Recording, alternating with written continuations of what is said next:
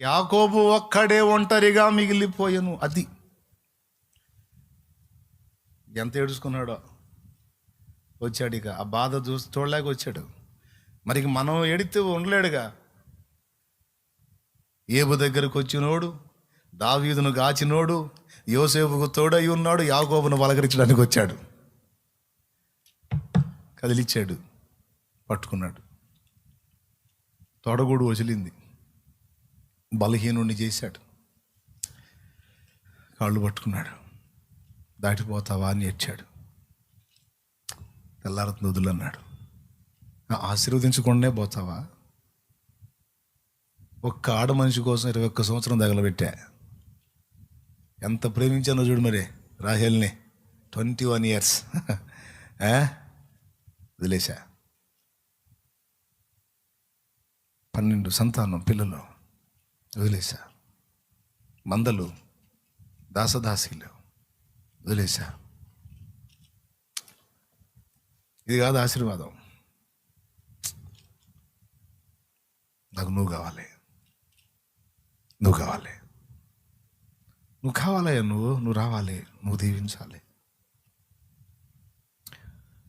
నీకోసం వస్తే అన్నీ వదిలేసుకొని నీకోసం కాసుకుంటే దాటిపోతాయండి.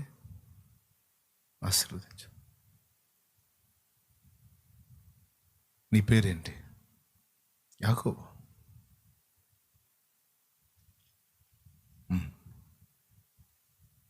ఇక నుంచి నువ్వు ఇశ్రాయేలు అనబడతావు.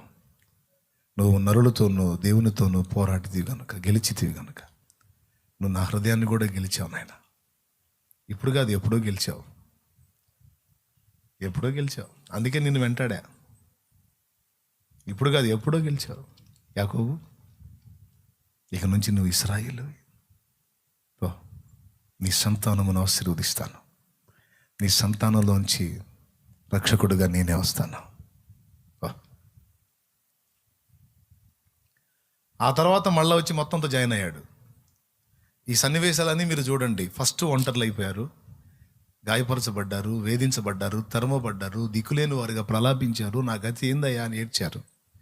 నన్ను ఎవరు అర్థం చేసుకోవట్లేదు ఏందయ్యా అని ఏడ్చారు. నేనేందయ్యా, ఎట్లా అయిపోయానేందయ్యా, నా ఊరేంది, నా ఉద్యోగం ఏంది, నా ప్రాంతం ఏంది, నా ప్రదేశం ఏంది, నేను ఏడకు వచ్చాను, నేను ఏడ తిరుగుతున్నాను, నేను ఏడ బతుకుతున్నాను, ఏంది నాయనా నా పరిస్థితి, నా మూలం ఎక్కడ, నేను బ్రతుకుతున్నది ఎక్కడ, ఏంది నా గతి. బెత్లెహేములో ఉండేవాడు అడవుల్లో తిరుగుతున్నాడు. తల్లిదండ్రుల దగ్గర ఉండేవాడేమో ఎక్కడో తిరుగుతున్నాడు. తండ్రి దగ్గర ఉండాల్సినోడేమో ఐగుప్తులో బానిసత్వం చేస్తున్నాడు. పుట్టింది ఎక్కడ, బతుకుతుంది ఎక్కడ? ప్రియ బిడ్డలారా, గుర్తుపెట్టుకోండి, ఒక అనుభవం కోసం ఎలాంటి పరిస్థితులను దేవుడు అనుమతిస్తాడో, ఆ పాఠం పూర్తయిన తర్వాత ఆశీర్వదిస్తాడు. హల్లెలూయా. ఏమంటారు?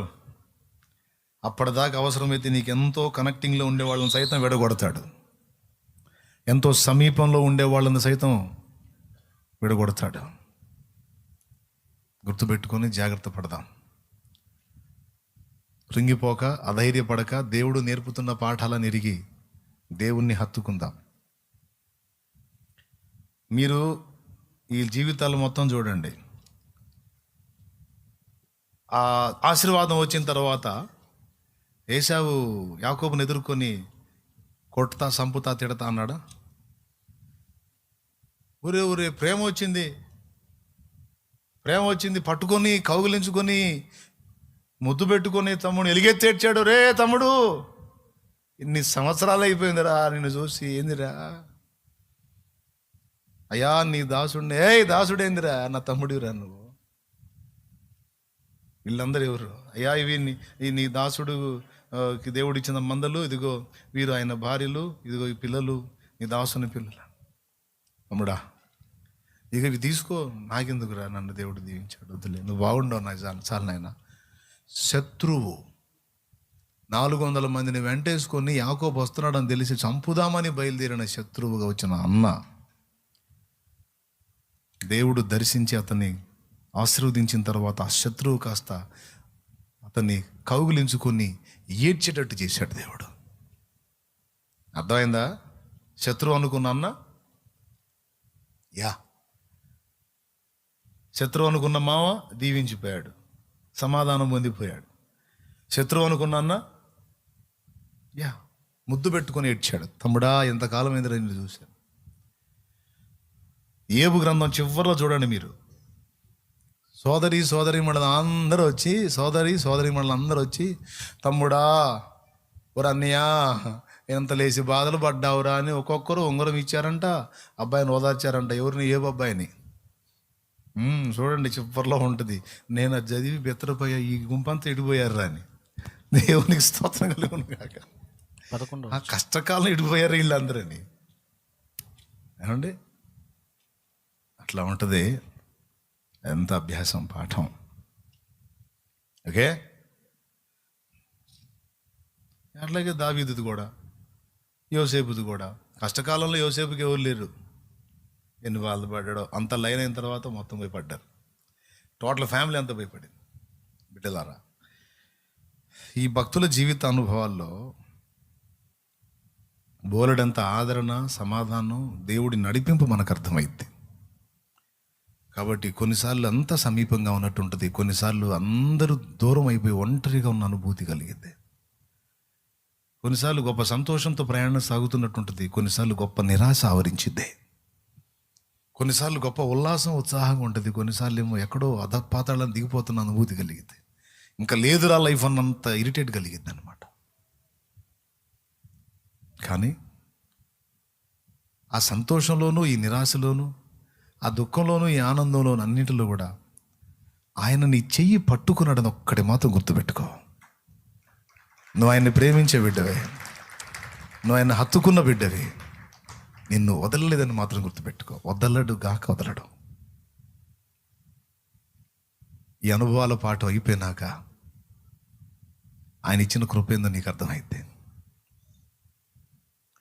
అడుగడుగున పయనంలో, అవమానపు హేళనలో, నొప్పించే మాటలతో మనసు నలిగి ఉన్నావా? మది నిండిన వేదనను మౌనముగా భరిస్తూ, కనుల నిండ కన్నీళ్లతో ప్రభుని చూస్తూ ఉన్నావా? నువ్వు నమ్మిన దేవుడు నిన్ను మరచిపోడెన్నడు. అనుభవాల కోసం నిన్ను అప్పగించాడు. ప్రతి గాయం రూపుమాసిపోయే సమయం, సంతోషం ఇక ఆసన్నమాయే. పొందే ప్రతి గాయం రూపుమాసిపోయే సమయం, సంతోషం ఇక ఆసన్నమాయే. వెతుకుతూ ఉన్నావా విడుదల దారి కనరాక? పొందే ఈ శ్రమలు నీతో ఉండవు కడదాకా. వెతుకుతూ ఉన్నావా విడుదల దారి కనరాక? పొందే ఈ శ్రమలు నీతో ఉండవు కడదాకా. అదిగో ప్రియునికేక నీకై యేసురాక. అదిగో ప్రియునికేక నీకై యేసురాక. వెతుకుతూ ఉన్నావా విడుదల దారి కనరాక? పొందే ఈ శ్రమలు నీతో ఉండవు కడదాకా. వెతుకుతూ ఉన్నావా విడుదల దారి కనరాక?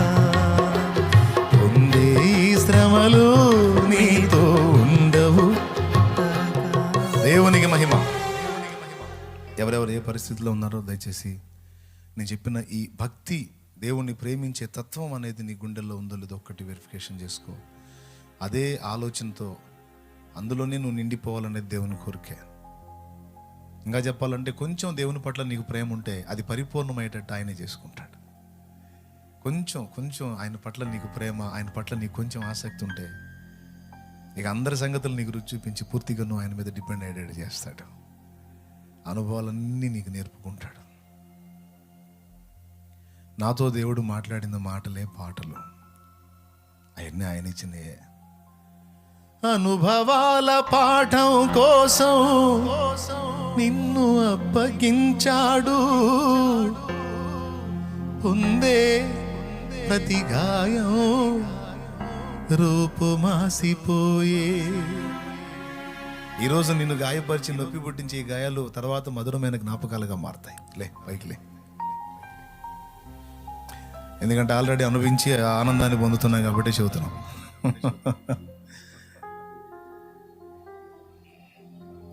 కొన్ని గాయాలు పొంది ఆ గాయాలు ఇప్పుడు ఒక మధురమైన జ్ఞాపకాలుగా, అనుభవాలుగా సంతోషం కలుగుతుంది కనుక నేను చెప్తున్నాను. చెప్పిన సంగతులు ఎంతమందిని దర్శించినాయని నాకైతే తెలియదు. దేవుని ప్రేరణలోనే ఈ సంగతులన్నీ పంచుకున్నాను.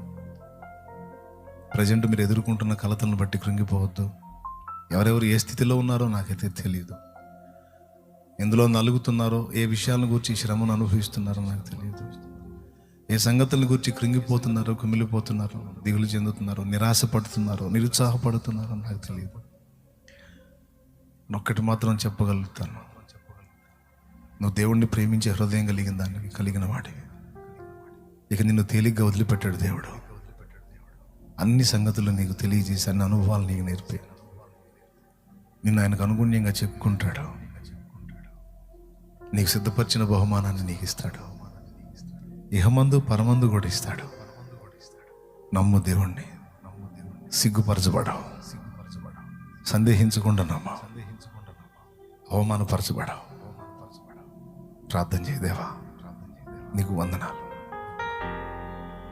ఈరోజు నాతో మాట్లాడినందుకు నీకు స్తోత్రం. ఎవరైనా దేవుడు స్వరం వింటే దేవా థ్యాంక్స్ చెప్పు దేవా, నాతో మాట్లాడినందుకు నీ కృతజ్ఞతలు. నన్ను ఆదరించినందుకు, సేద తీర్చినందుకు, నిబ్బరపరిచినందుకు, ధైర్యపరిచినందుకు దేవా నీకు స్తోత్రం అంటూ దేవునికి థ్యాంక్స్ చెప్పు.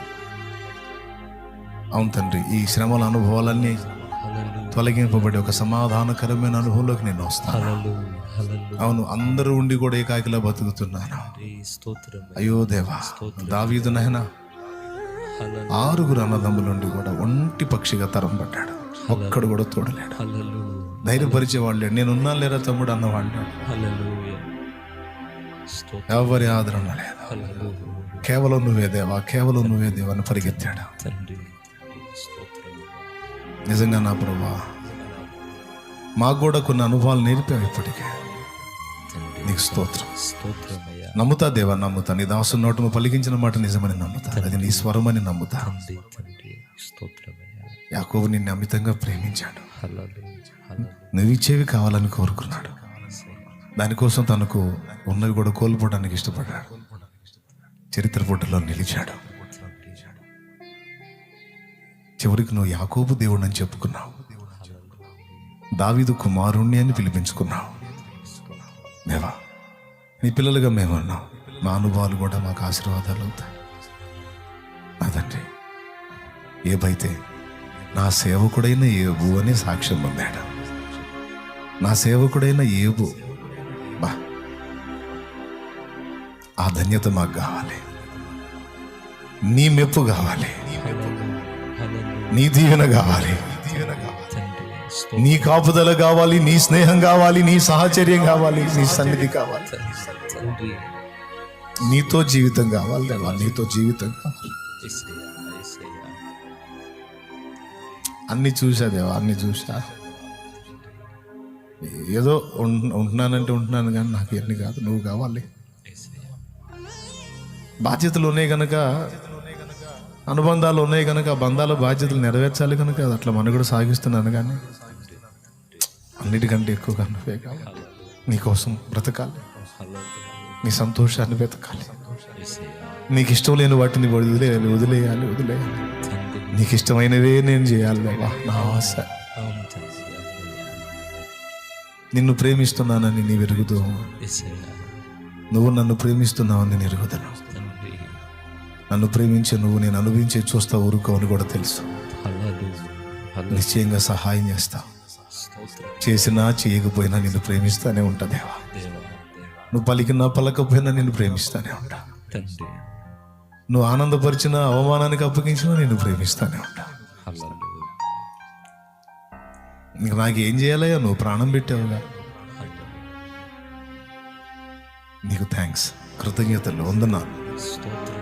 నీకు మహిమ ప్రభు. వందనాలు తండ్రి, వందనాలు. ఇలాంటి మనసు కలిగి ఇది ఇక్కడున్న బిడ్డలు కానీ లైవ్లో కానీ తర్వాత వీక్షించేవారు కానీ ఎవరు యేసయ్యా నీ వైపు చూస్తారో, నీకు కనెక్ట్ అవుతారో వారందరినీ తండ్రి ఒకసారి దర్శించి దర్శించి ప్రశాంతతను ప్రసాదించు, ఆదరణ కలిగించు, దయచేయండి. వారికి స్వస్థతనివ్వు, విడుదలనివ్వు. అవును తండ్రి, వారి ఏకాంతంలో నీ ఉన్నావని బయలుపరిచావు, నీకు వందనాలు. వందనాలయ్యా. వారి నుండి ఏమి నువ్వు చేయదలుచుకున్నావు అదంతా వారి నుండి జరిగించు. జరిగించండి. స్తుతి మహిమ నీకు ఆరోపిస్తూ స్తోత్రం తండ్రి. యేసు ప్రశస్త నామంలో కృతజ్ఞతలు చెల్లిస్తున్నాం తండ్రి.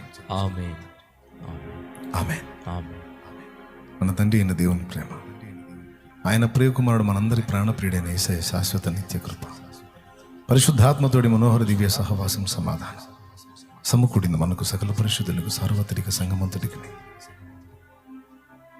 వేదంలో, నిరాశలో, దుఃఖంలో, కృంగుబాటులో ఉన్న బిడ్డలను కూడా విడుదలిచ్చి గొప్ప సమాధానంతో నింపి తోడై ఉండును గాక. ఆమేన్. ప్రవేశ రక్తమునకు జయ, ప్రవేశ రక్తమునకు జయ, జయం. ప్రవేశ నామునకు సంపూర్ణ విజయం కలుగును గాక. సాతాను క్రియలకు నాశనం కలుగును గాక. ఆమేన్. తండ్రి దేవుని కార్యం నిరంతరం జయము కలుగును గాక. ఆమేన్. హల్లెలూయా, హల్లెలూయా. హల్లెలూయా, హల్లెలూయా. హల్లెలూయా. హల్లెలూయా. ప్రభు స్తోత్రాలు మీ అందరికీ. నిర్దోషమైనది, నిష్కళంకమైనది, నిర్దోషమైనది, నిష్కళంకమైనది, మనుషులలో ఆ దూతలలో లేనే లేనిది, మనుషులతో ఆ దూతలతో కానే కాదది. యేసు రక్తము, పరిశుద్ధ రక్తము, యేసు రక్తము, అది దైవ రక్తము. యేసు రక్తము, పరిశుద్ధ రక్తము, యేసు రక్తము, అది దైవ రక్తము. యేసు రక్తము, అది దైవ రక్తము. యేసు రక్తము, అది దైవ రక్తము, నిర్దోషమైనది.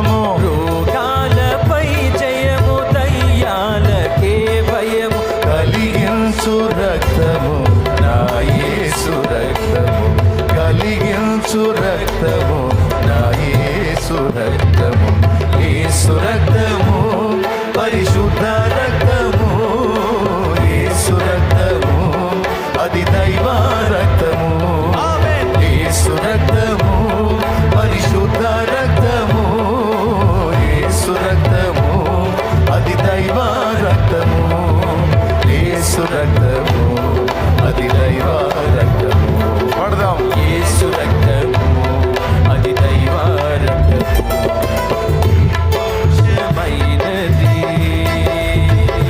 ఏనరు నీ రక్తమైనా మన సాక్షిని శుద్ధి చేసేనా, ఏనరు నీ రక్తమైనా మన బుద్ధిని మార్చగలిగేనా, ఏనరు నీ రక్తమైనా మన సాక్షిని శుద్ధి చేసేనా, ఏనరు నీ రక్తమైనా మన బుద్ధిని మార్చగలిగేనా, మన సాక్షికే శుద్ధి మన బ్రతుకులో బుద్ధి, మన సాక్షికే శుద్ధి మన బ్రతుకులో బుద్ధి, మన సాక్షికే శుద్ధి మన బ్రతుకులో బుద్ధి, మన సాక్షికే శుద్ధి మన బ్రతుకులో బుద్ధి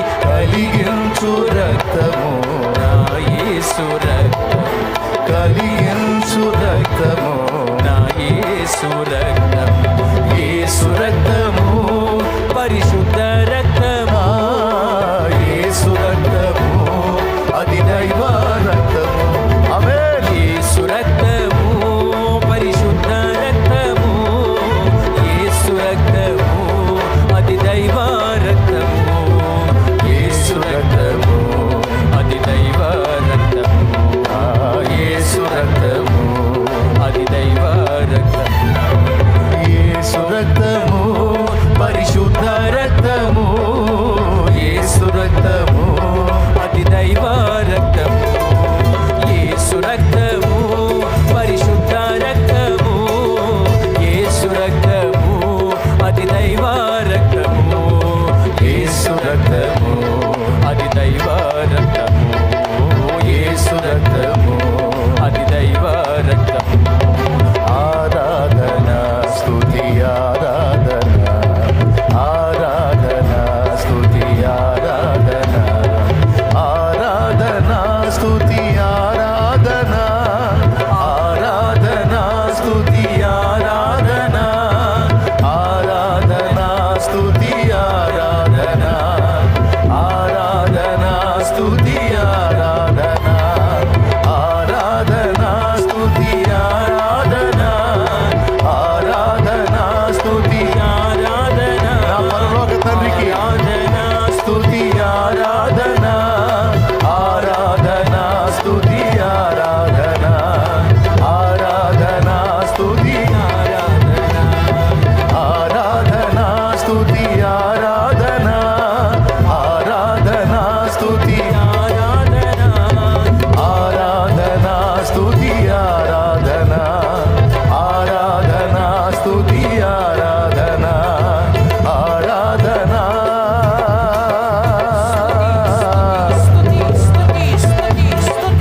ఆరాధన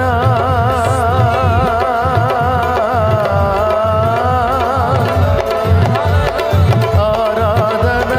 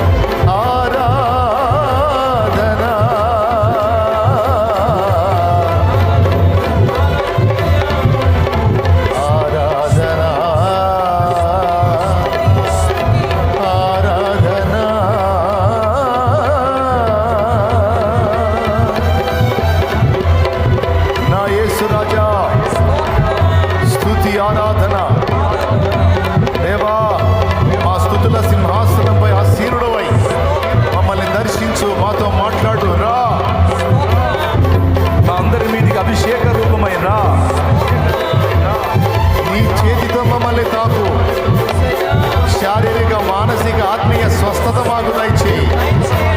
మమ్మల్ని బాగు చేయి, మమ్మల్ని బ్రతికించు, కర్తవ్యం బోధించు, కార్యోన్ముఖులను గావించు, ఉపదేశం అనుగ్రహించు, అభిషేకించు, అభిషేకించు. స్వస్థత, శరీర మానసిక ఆత్మీయ స్వస్థత, స్వస్థత, విడుదల, విడుదల. యేసు నామములో, యేసు నామములో, యేసు నామములో.